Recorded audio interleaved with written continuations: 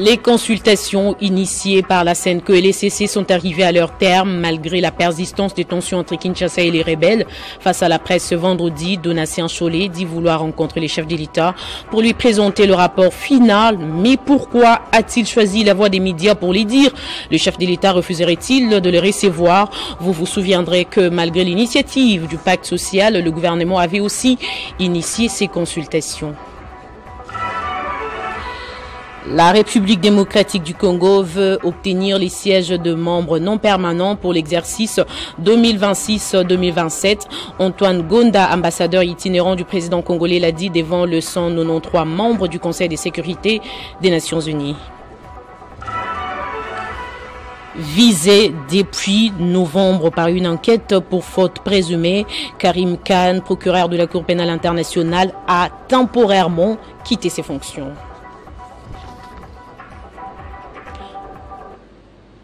Bonsoir à tous et merci de nous suivre sur Télé 50. Initié en vue de l'instauration de la paix et du vivre ensemble, malgré cela, les tensions persistent entre la partie gouvernementale et les rebelles.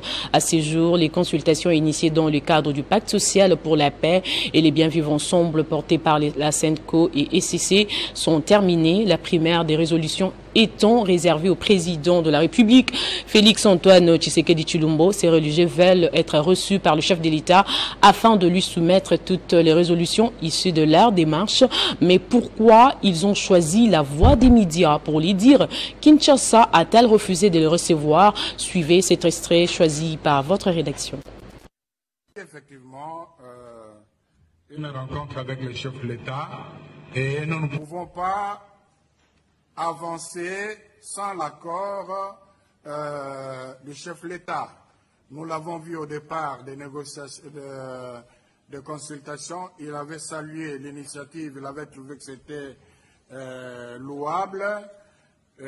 Au fur et à mesure qu'on avançait, on a eu un autre son de cloche de ces lieutenants, mais en conscience, les deux églises ont fait ce travail qu'ils estiment salutaire pour le pays. Le rapport est déjà là, mais la primaire, par respect pour le chef de l'État, lui est réservée. Donc, aux dernières nouvelles, il a promis qu'il allait nous recevoir un de ces 4 matins. Donc, quand un chef de l'État donne sa parole au père spirituel, c'est sûr qu'il le fera.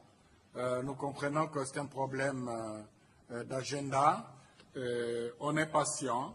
Mais pour ne pas perdre, pour avancer avec le temps, vous allez constater qu'au début de la semaine, on va lancer l'appel à manifestation d'intérêt ou à candidature des scientifiques intéressés par les thématiques à développer.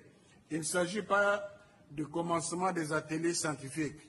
Il s'agit d'identifier les personnes intéressées pour qu'on leur propose des méthodologies plus efficaces qui se mettent déjà au travail et quand les conditions seront réunies, on aura gagné en temps. Donc pour le professeur Florimond Mouteba, président de l'ODEP, a, au cours d'un point de presse tenu à Kinshasa, dénoncé les poursuites judiciaires contre l'ancien président de la République, Joseph Kabila. Pour lui, la démarche visant à lever ses immunités est contraire à la loi et ne fera que fragiliser la cohésion nationale. Le président de l'organisation de la société civile a recommandé au chef de l'État, Félix Tshisekedi, à dialoguer avec son prédécesseur. Commentaire de Gaëtan Kouba-Brandi. Il s'agit d'un point de presse conjoint entre deux organisations de la société civile très bien réputées en RDC, l'ODEP et la ZADO, tenue à Kinshasa, Africana Palace sur Huilery. Un seul sujet à l'ordre du jour, la levée de l'immunité parlementaire du président honoraire et sénateur à vie, Joseph Kabila. L'ODEP, qui se range du côté de l'état de droit et du respect des textes légaux, s'est offusqué de la démarche menée sur fond de beaucoup de manipulations par le Sénat. Le professeur Florimond Mouteba évoque plutôt une confusion dans le statut de l'ancien président de la République. D'abord, du point de vue de l'état des droits, on viole une loi. La loi sur les anciens présidents de la République. Cette loi, elle dit quoi? Que c'est le Congrès réuni qui peut voter à sa grande majorité, 3/4 de voix, la levée des immunités parlementaires. Mais on nous dit que c'est le Sénat. Le Sénat seul n'est pas le Congrès. Le Congrès, c'est le Sénat et l'Assemblée nationale. Face à ce qui s'apparente à un acharnement, le président du conseil d'administration de l'ODEP a dit redouter une crispation de la situation politique en RDC qui va davantage diviser les Congolais. Florimond Munteba a soutenu que Joseph Kabila n'a jamais été à Goma récemment. Quelles sont les preuves de cette connivence? Je peux vous assurer d'une chose. S'il s'avère que Joseph Kabila, qu'il ait prouvé qu'il a une connivence avec la rébellion, je serai le premier à venir avec vous ici les condamner. Je serai le premier à les condamner de la manière la plus dure, parce que je crois que vous avez suivi mon point de vue depuis que les prêtres ont voulu aller dialoguer avec ces gens-là. Hein? J'étais très dur. Je suis un chrétien, un croyant convaincu. J'ai même déclaré que j'ai quitté l'église catholique. Vous vous rappelez? Privilégiant la cohésion nationale, le professeur Florimond Munteba a appelé à un dialogue entre Joseph Kabila et le président Félix Tshisekedi pour aplanir les divergences et sauver la République. Le membre de la société civile a également dénoncé les perquisitions des domaines et la saisie des biens de l'ancien président de la République par le ministère de la Justice. Dans l'actualité également, l'ambassadeur de la RDC à l'ONU, Zenon Mukongo, et l'ambassadeur itinérant du président congolais, Antoine Gonda, ont fait jeudi 15 mai un plaidoyer devant le 193 membres du Conseil de sécurité des Nations Unies pour obtenir le siège de membres non permanents pour l'Afrique, exercice 2026-2027. En attendant le vote prévu le 3 juin, Antoine Gonda se veut optimiste et surtout convaincant. La République démocratique du Congo est un géant africain eu égard à sa superficie, sa démographie de plus de 100 millions d'habitants, l'abondance de ses minerais stratégiques, la puissance de ses rivières, la densité de ses forêts tropicales et l'existence d'une biodiversité unique au monde. Dans sa prise de parole, l'ambassadeur itinérant du président congolais, Antoine Gonda, a fait un plaidoyer pour obtenir les sièges des membres non permanents pour l'Afrique du Conseil de sécurité des Nations Unies pour l'année 2026-2025. À l'en croire, ces pays d'Afrique centrale ayant 9 voisins aspirent à une stabilité qui constitue un facteur déterminant de la sécurité régionale et internationale. Pour lui, l'ambition de la RDC est d'apporter une voix différente, une expérience enracinée dans les réalités africaines ainsi qu'une vision tournée vers l'avenir. Enfin, la RDC fait déjà preuve d'une responsabilité collective en se positionnant en pays solution face aux défis contemporains inhérents à la transition climatique. Le Conseil de sécurité doit révoquer immédiatement le statut du Rwanda en tant que contributeur de troupes aux missions de paix des Nations Unies. Direction l'Assemblée nationale à présent où le contrôle parlementaire s'est poursuivi avec l'audition de plusieurs ministres dont celle des Affaires foncières. Akassia Bandoubola a répondu aux questions d'un élu sur la destruction en cours des maisons appartenant aux civils dans la commune.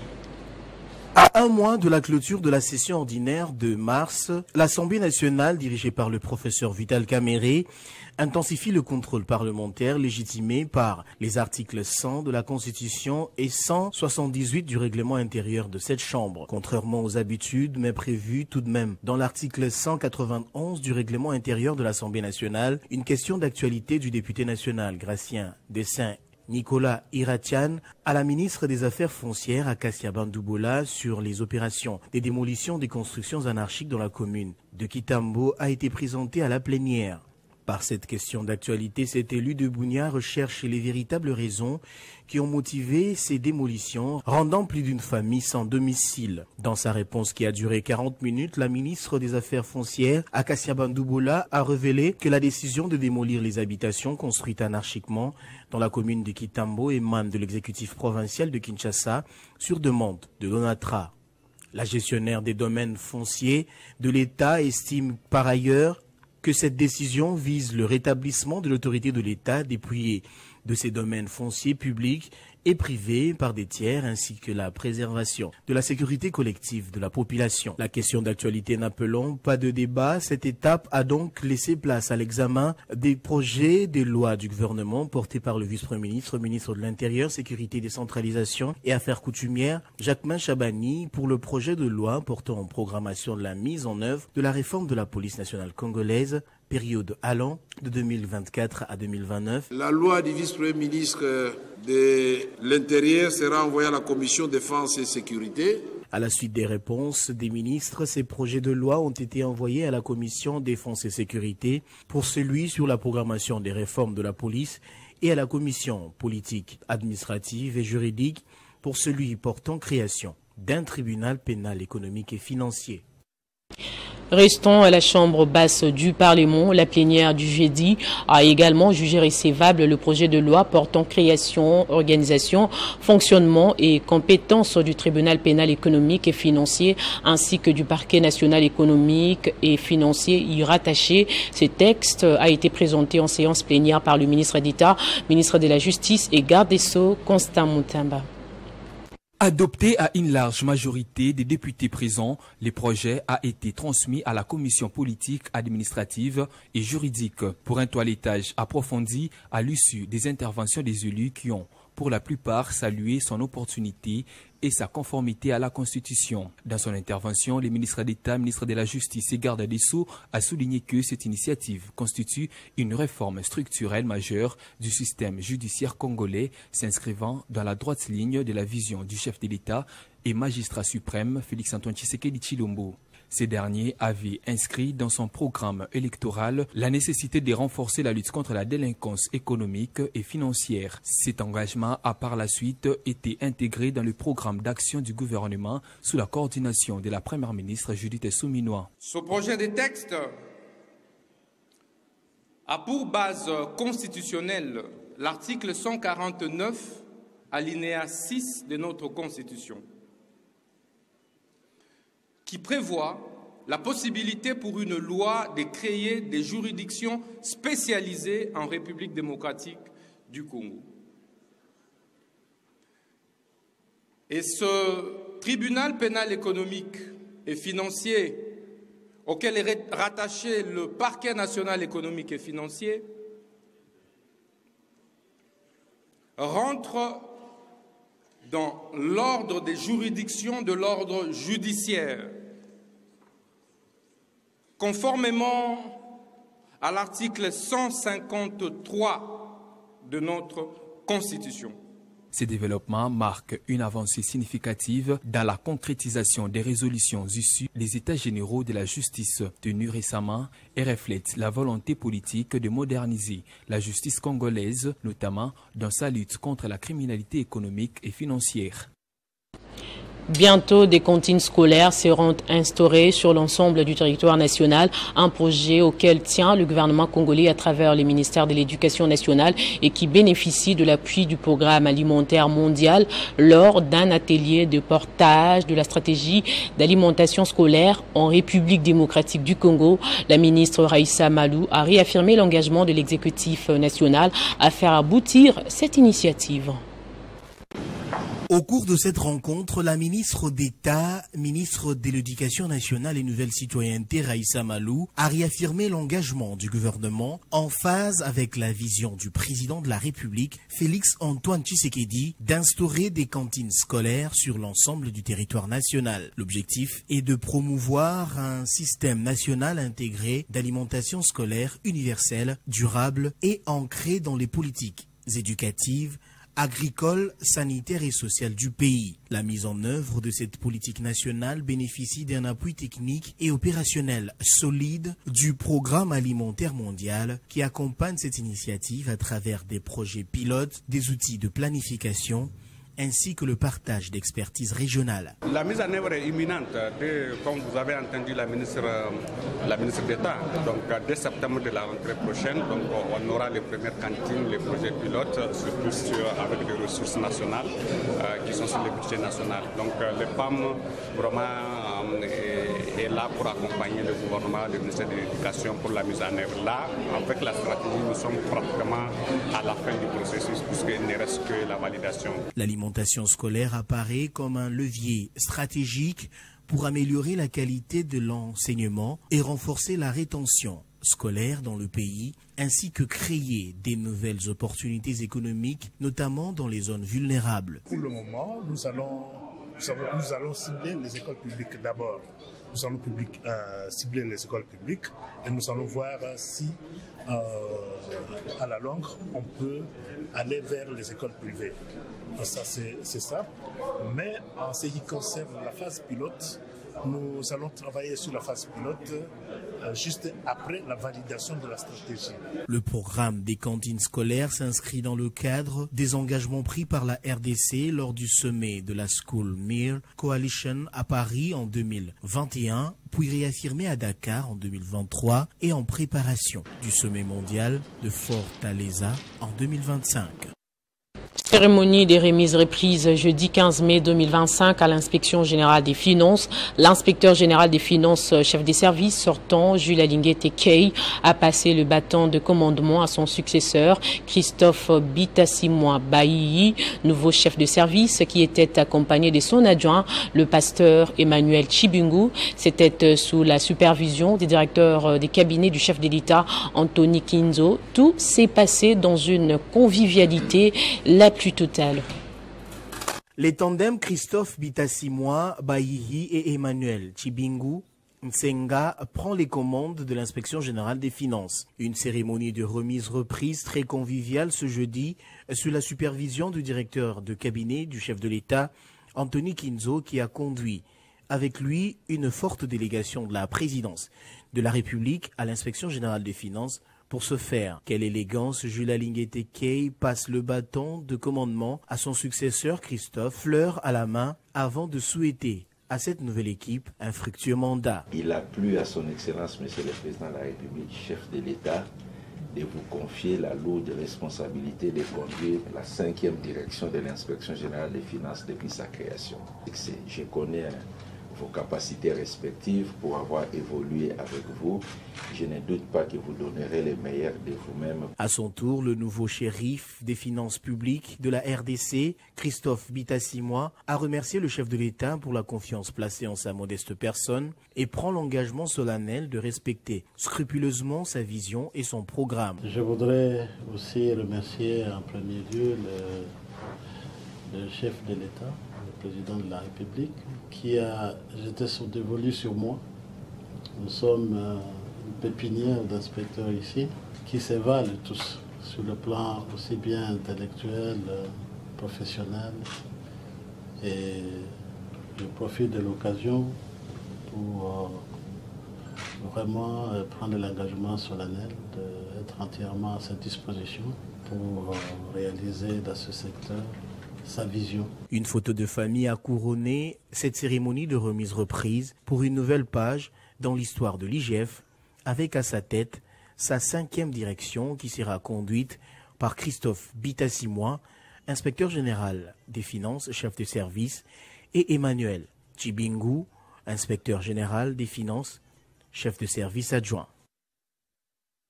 Et puis ce démenti sur la spoliation d'un terrain par le service national à Lubumbashi. Après une vive tension au quartier golf Kaboula-Meshi, le service national est en train de construire un atelier des menuiseries pour notamment faciliter la distribution des bancs, dont l'espace Grand Katanga, une activité qu'il exerce sur les sites et qu'il loue et qui ne l'appartient pas, comme tentent de les présenter certaines personnes malveillantes. Suivez cet élément. À Lubumbashi, dans la province du Haut-Katanga, le service national a pris ses quartiers à Kaboula-Meshi, dans cette concession de 23 hectares située sur l'avenue Général Muyumba.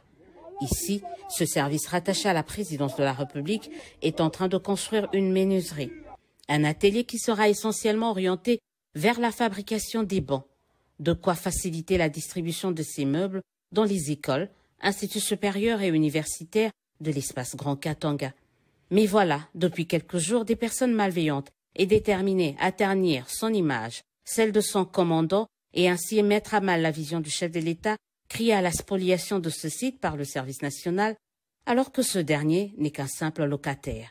Le conseiller juridique du propriétaire confirme et explique. Il y a des choses qui se sont racontées sur base de cette concession qui appartient à M. Luka Walker. La concession, comme vous la trouvez, elle est de 23 hectares. Ça, je le souligne bien. Et laissez-moi vous dire qu'au départ, nous avons déjà une quarantaine d'années ici. Au départ, tout ce que vous voyez aujourd'hui, c'était dès la brousse. Vraiment dès la brousse, et rien n'a existé avant. Il y a eu des choses qui se sont racontées sur les réseaux pour dire que les services a spolié. Le service national n'a jamais spolié. Le service national, c'est un locataire qui passe. Voilà ce que je voulais éclairer l'opinion. En tout cas, ayez vos apaisements.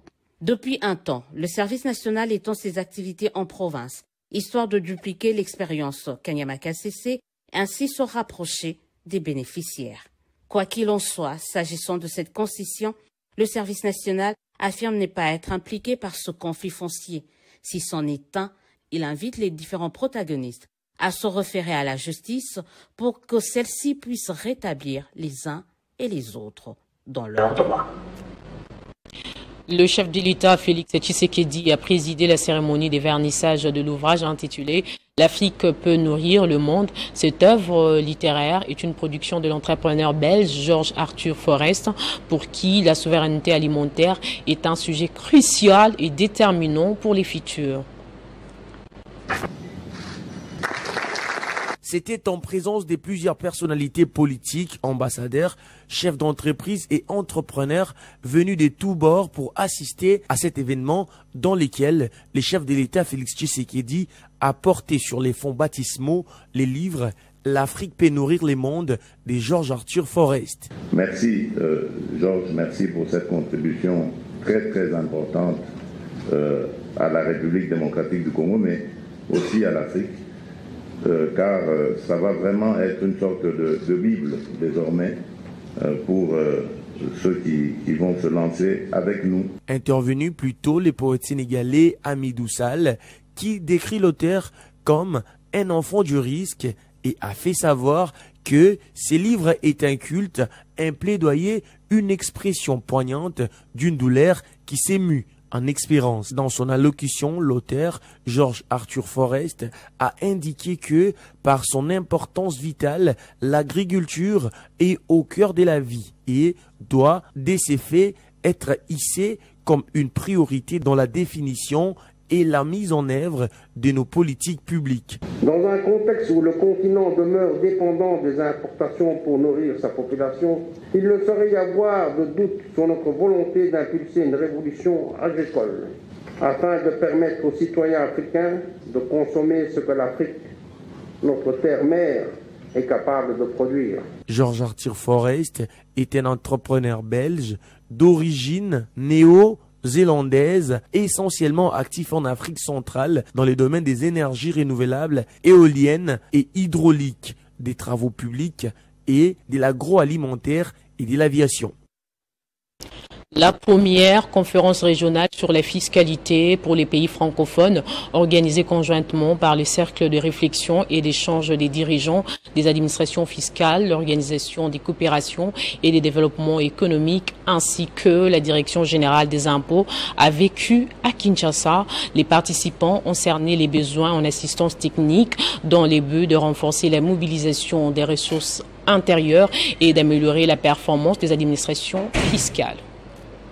Partager leur expérience et leurs meilleures pratiques en matière fiscale, cette rencontre est une occasion cruciale des réflexions accordées aux délégués venus de différents pays membres du CREDAF ainsi que les intervenants de l'OCDE, conjointement organisés avec la Direction générale des impôts, DGI. Ouverture de cette conférence régionale par la vice-ministre des Finances congolais en présence des autorités de plusieurs structures. Je suis convaincue que cette première conférence est une occasion propice qui devrait permettre à nos pays respectifs, à travers vos échanges, vos réflexions et votre partage d'expériences, de définir nos priorités et de présenter nos préoccupations en matière fiscale et surtout nos besoins en matière d'assistance technique en vue d'améliorer la mobilisation de nos ressources internes dont nos gouvernements respectifs ont grandement besoin pour financer leurs programmes économiques au mieux de leurs intérêts respectifs. Du 13 au 15 mai, cette conférence régionale sur la fiscalité pour les pays francophones abordera plusieurs thématiques au fin d'une amélioration des ressources intérieures. La Direction générale des impôts de la République démocratique du Congo est heureuse d'accueillir la première conférence régionale sur la fiscalité pour les pays francophones. Grande est donc la satisfaction de la République démocratique du Congo d'habiter cette première conférence régionale sur la fiscalité pour les pays francophones, eu égard aux thématiques retenues pour les travaux, lesquels présentent particulièrement pour l'administration fiscale congolaise un intérêt majeur et constituent en même temps des défis importants à relever compte tenu du fait que mon pays, l'RDC, vient à peine de devenir membre du Forum mondial et de signer les conventions RAI et BEPS. Le but est notamment de renforcer les connaissances des participants sur des thématiques fiscales et servir des plateformes pour recueillir leurs contributions sur les priorités actuelles et futures en matière de fiscalité internationale des pays membres du CREDAF. Et le président de la délégation syndicale de l'INPP refute les allégations selon lesquelles les agents de l'Institut national des préparations professionnelles seraient en grève. Il salue par contre les efforts que fournit le directeur général pour le maintenir moderne. L'Institut national des préparations professionnelles, INPP en cycle, et tout son personnel connaissent INPP sociale comme jamais auparavant, et c'est sous la conduite de son directeur général, M. Godefroy Stanislas Chimanga Wa Mutombo, et son président du conseil d'administration, M. Jean-Marie Dougoulas Massamba. Par ailleurs, elle profite de cette occasion pour assurer que c'est dans un esprit de dialogue social légendaire et grâce à la pérennisation de cette paix sociale que l'INPP est en train de poursuivre la mise en œuvre de son gigantesque plan de développement à travers toute la République. Aussi, tout le personnel de l'INPP, à travers sa délégation syndicale nationale, tient à préciser qu'avec l'actuelle équipe dirigeante de l'INPP, les recettes de l'INPP sont communiquées à la partie syndicale conformément aux dispositions pertinentes de la convention collective de l'INPP en vue de la pérennisation de la paix sociale, ce qui n'était pas possible avec l'ancien comité de gestion. Les dialogues avec l'employeur et la délégation syndicale nationale s'est intensifié au mieux des intérêts de tous les personnels de l'INPP. La poursuite de la coopération avec les partenaires traditionnels, notamment la JICA, l'AFD et autres, continue de porter des fruits. La délégation syndicale nationale sollicite auprès du président de la République, chef de l'État, son Excellence M. Félix Antoine Tshisekedi Tshilombo, de maintenir l'équipe dirigeante de l'INPP pour qui les résultats positifs sont d'ores et déjà palpables. Et l'ancien vice-ministre des hydrocarbures continue de bénéficier du soutien de ses proches. Le dernier cas en date est celui du panel des experts de la société civile qui dénonce son arrestation. Suivez. Condamné au premier degré dans un contexte de pression politique, le jugement en appel introduit depuis août 2024 sous RPA 13 907 n'a toujours pas été rendu. Le dossier étant délibéré depuis maintenant 9 mois, une situation anormale et injustifiable qui porte gravement atteinte à son droit à un procès équitable qui veut que la décision soit rendue dans un délai raisonnable tel que voulu par les lois de la République. À ce jour, les rapports médicaux officiels établis dans le cadre de cette affaire et les témoignages de sa belle famille, père de la victime, les disculpent de toute responsabilité pénale. Les panels des experts de la société civile dénoncent la campagne de diffamation et les chantages orchestrés contre lui visant à porter atteinte à sa réputation et à son honneur. Tenant compte de la manière dont les procès a été organisé tel que dénoncé si haut et plus grave encore, des pressions politiques inacceptables seraient exercées sur lui, ce qui porte à croire que cette affaire s'inscrit dans une logique de règlement des comptes politiques, visant à faire taire un acteur politique pour ses opinions. Eu égard à ce qui procède, les panels des experts de la société civile recommandent ce qui suit. 1. À son Excellence, Monsieur le Président de la République, chef de l'État, en sa qualité des magistrats suprêmes, de veiller à ce que les dossiers de M. Moussa Mondou Sadre, vice-ministre honoraire, et tant d'autres cas similaires ne puissent pas ternir l'image de notre justice et des surcroîts de notre pays. 2. Au ministre d'État et ministre de la Justice,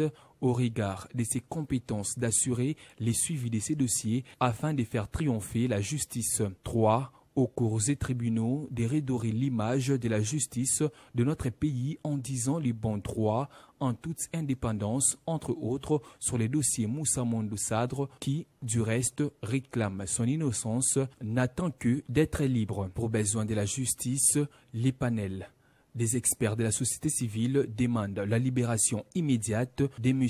Moussa Mondou Sadre. Dieudonné. Message signé Dieudonné Mouchangalusha Sirouza, coordonnateur national. Rendons-nous à présent à la Cour pénale internationale. Avant de se quitter, le procureur Karim Khan, visé depuis novembre par une enquête pour faute présumée, a temporairement quitté ses fonctions. L'annonce a été faite par son bureau ce vendredi 16 mai. Karim Khan a fait part de sa décision de prendre congé jusqu'à la fin de la procédure menée par des enquêteurs de l'ONU. La décision du procureur général de la Cour pénale internationale tombée ce vendredi intervient dans un contexte où l'instance judiciaire internationale basée à La Haye traverse des moments extrêmement difficiles suite aux sanctions imposées par les États-Unis en février après les mandats d'arrêt contre notamment le Premier ministre israélien Benjamin Netanyahou. Les sanctions radicales imposées par le président américain Donald Trump à la Cour pénale internationale et à son personnel qui vise notamment le procureur en chef de l'organe, Karim Khan, ont eu un impact croissant sur le travail du tribunal. Selon le personnel, les sanctions ont rendu extrêmement difficiles les tâches du tribunal, celle de mener à bien la justice pour les victimes de crimes de guerre. Dans son décret, le président américain Donald Trump a désigné Karim Khan comme une personne sanctionnée, lui interdisant l'entrée aux États-Unis, ainsi qu'à d'autres membres du personnel ne travaillant pas dans ce pays. Le procureur Karim Khan n'a plus accès à son adresse électronique Microsoft et ses comptes bancaires au Royaume-Uni, son pays d'origine, ont été bloqués. Visé depuis novembre par une enquête pour faute présumée, l'actuel procureur de la CPI s'en va temporairement en attendant l'issue de la procédure menée par les enquêteurs des Nations Unies. Plusieurs médias font état d'un comportement sexuel inapproprié à son encontre, mais Karim Khan nie toutes ces accusations. Place au rappel et titres à présent. Les consultations initiées par la CNCO et les CC sont arrivées à leur terme malgré la persistance des tensions entre Kinshasa et les rebelles. Face à la presse ce vendredi, Donatien Cholet dit vouloir rencontrer les chefs de l'État pour lui présenter le rapport final. Mais pourquoi a-t-il choisi la voie des médias pour lui dire? Le chef de l'État refuserait-il de les recevoir? Vous avez suivi son extrait dans ce journal. L'RDC veut obtenir les sièges de membres non permanents pour l'Afrique exercice 2026-2027. Antoine Gonda, ambassadeur itinérant du président congolais, l'a dit devant le 193 membres du Conseil de sécurité des Nations Unies. Visé depuis novembre par une enquête pour faute présumée, Karim Khan, procureur de la Cour pénale internationale, a temporairement quitté ses fonctions. Ainsi s'achève complètement ce journal. L'actualité reste en continu sur le www.tele50.cd et sur YouTube, Banamboka Congo.